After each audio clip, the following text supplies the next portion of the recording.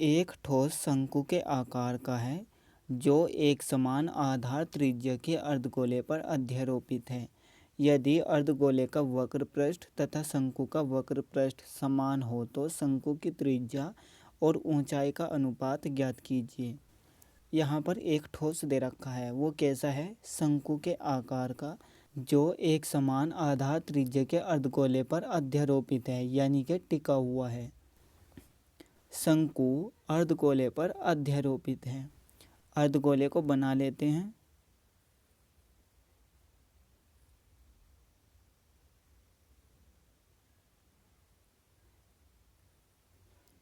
यह हो गया अर्धगोला और इस पर शंकु अध्यारोपित है, तो शंकु को बना लेते हैं इसी त्रिज्या का, क्योंकि एक समान आधार त्रिज्या है, यानी कि दोनों की त्रिज्या बराबर है, तो व्यास भी बराबर होंगे। तो ये हो गया एक शंकु। यहाँ पर दो चीज़ें हैं, शंकु और अर्धवृत्त, दोनों को लिख लेंगे। शंकु, अर्धवृत्त।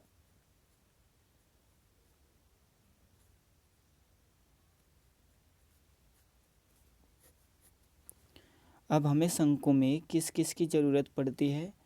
ऊंचाई की, त्रिज्या की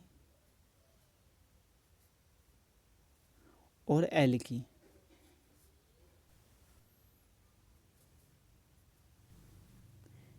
त्रिज्या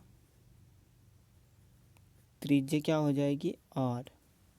ऊंचाई हो जाएगी एच।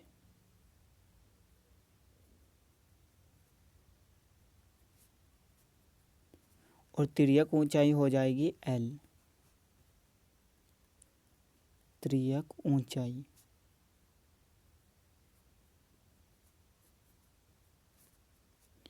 एल।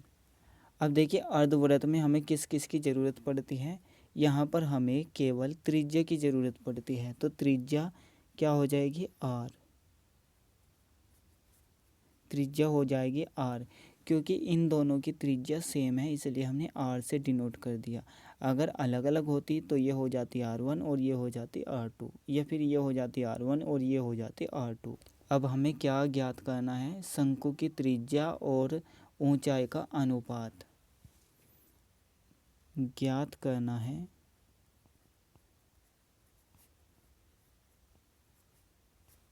शंकु की त्रिज्या यानी कि R और ऊंचाई यानी कि h का अनुपात। अब देखिए यहाँ पर क्या दे रखा है? यदि अर्धगोले का वक्र पृष्ठ तथा शंकु का वक्र पृष्ठ समान हो यानी कि बराबर हो, तो यहाँ पर लिखेंगे दिया है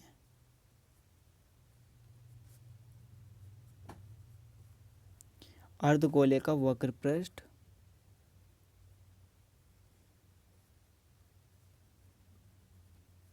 अर्धगोले का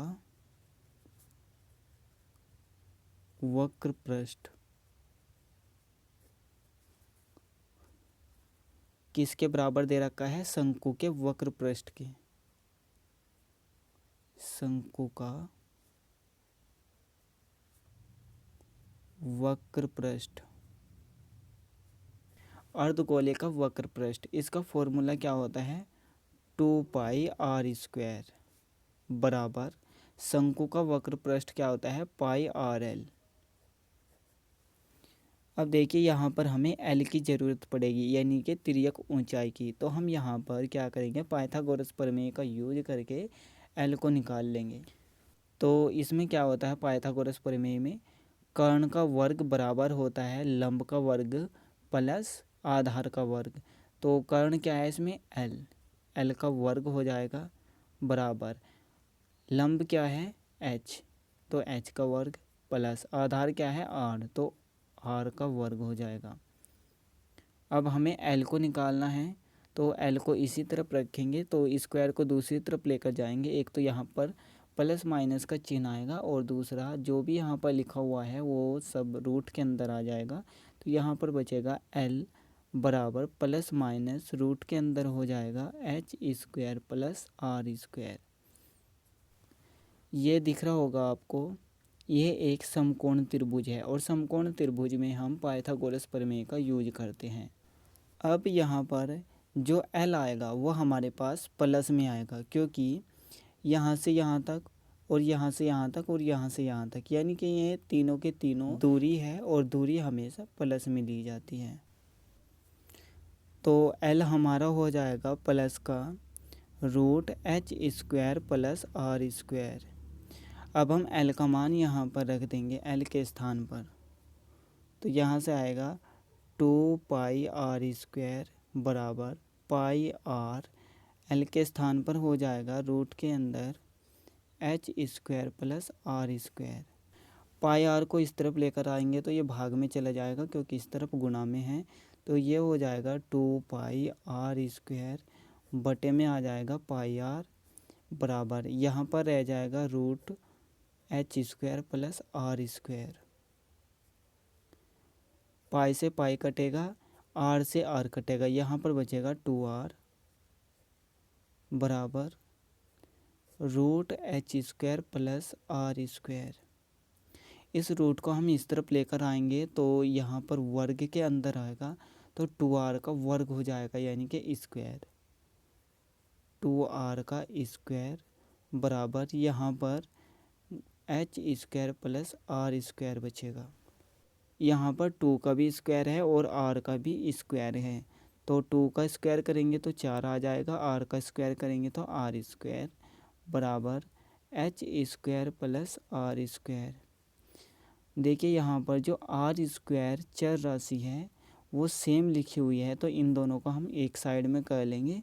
r² को इस तरफ लेकर आएंगे तो ये माइनस में जाएगा, क्योंकि इस तरफ प्लस में है, तो 4r² माइनस r² बराबर में बचेगा h²। प्लस माइनस माइनस होता है, तो बड़ी संख्या में से छोटी संख्या को घटाएंगे, तो 4 में से 1 को घटा देंगे तो 3 बचेगा r²। यहाँ पर प्लस के ज़्यादा है तो प्लस का चिन्ह आएगा बराबर h²। अब देखिए हमें क्या निकालना था, r बटे में h निकालना था, तो h को हम इसके बटे में लेकर आएंगे, तो ये हो जाएगा 3r² बटे में h²। यहाँ पर 1 बचेगा, क्योंकि अगर हम यहाँ पर गुणा में 1 कर दे तो हमारे पास h² ही आता है। अब हम इस 3 को दूसरी तरफ लेकर जाएंगे तो ये भाग में जाएगा, क्योंकि इस तरफ गुणा में है, तो यहाँ पर बचेगा r² बटे में h², r² बटे में h² बराबर 1 बटे में 3। अब इसको हम होल स्क्वायर करके लिख सकते हैं, यानी कि r बटे में h का होल स्क्वायर बराबर 1/3। स्क्वायर को दूसरी तरफ लेकर जाएंगे, एक तो यहाँ पर प्लस माइनस का चिन्ह आएगा और दूसरा ये जो संख्या लिखी हुई है वो रूट के अंदर आ जाएगी, तो यहाँ पर बचेगा r बटे में h बराबर प्लस माइनस रूट हो जाएगा 1/3। अब इसका ये मतलब है कि रूट 1 पर भी लगा हुआ है और रूट 3 पर भी लगा हुआ है, लेकिन जब हम रूट 1 का मान निकालेंगे तो हमारे पास 1 ही आ जाएगा, तो r बटे में h बराबर 1/√3 आएगा। अब हमें इसको प्लस में लेना है, क्योंकि r क्या है, एक दूरी है तो वो भी प्लस में आएगी, h क्या है, एक दूरी है वो भी प्लस में आएगी। देखिए r भी दूरी है, h भी दूरी है और l भी दूरी है। तो यहाँ पर लिखेंगे अतः शंकु की त्रिज्या और ऊंचाई का अनुपात 1:√3 है। अतः शंकु की त्रिज्या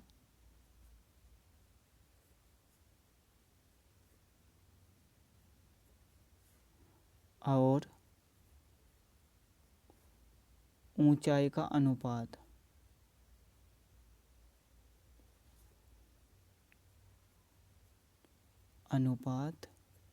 कितना है, 1:√3।